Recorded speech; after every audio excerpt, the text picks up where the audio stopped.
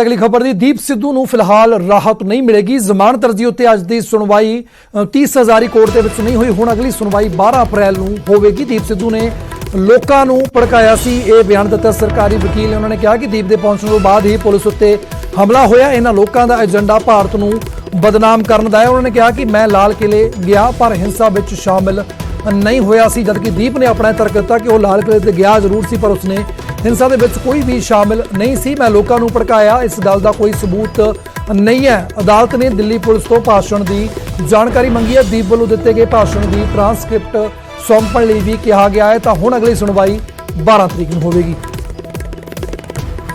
जनवरी को गणतंत्र दिवस पर किसान रैली के नाम पर लाल किला की प्राचीर पर हंगामा करने के आरोपी दीप सिद्धू की जमानत याचिका पर 30 हजारी कोर्ट में आज अहम सुनवाई हुई। मामले की सुनवाई के दौरान दीप सिद्धू के वकील ने कोर्ट में यह दलील दी कि दीप सिद्धू को मीडिया ट्रायल के आधार पर दिल्ली पुलिस फंसाने की कोशिश कर रही है।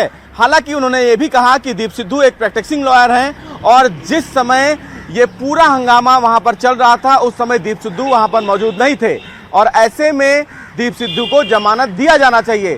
दिल्ली पुलिस ने दीप सिद्धू के वकील के द्वारा दिए गए इस तमाम दलील का विरोध करते हुए कहा कि दीप सिद्धू के द्वारा ही लाल किला पर तमाम जो हिंसा है वो भड़की है। दीप सिद्धू 25 जनवरी को लोनी के बॉर्डर पर गए और उन्होंने वहां पर मीटिंग की। मीटिंग करने के बाद उन्होंने बताया कि किस तरह किसानों की रैली को लाल किला पर लाया जाए। हालांकि उन्होंने साफ तौर से यह कहा कि फंडामेंटल राइट्स का वायलेशन की बात कही जा रही है, फंडामेंटल राइट्स के आधार की बात दीप सिद्धू के द्वारा कही जा रही है। लेकिन सबसे महत्वपूर्ण बात इस मामले में यह है कि फंडामेंटल राइट के आधार पर 144 पुलिसकर्मी फिलहाल घायल हुए हैं और इसका भरपाई कहीं ना कहीं दीप सिद्धू को करना होगा। यानी कि दीप सिद्धू के द्वारा किए गए हिंसा के बाद ही तमाम पुलिसकर्मी घायल हुए।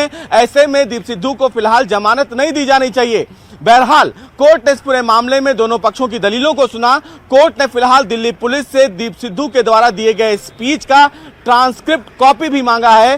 अब फिलहाल दीप सिद्धू की जमानत अर्जी पर 30 हजारी कोर्ट 12 अप्रैल को सुनवाई करेगी।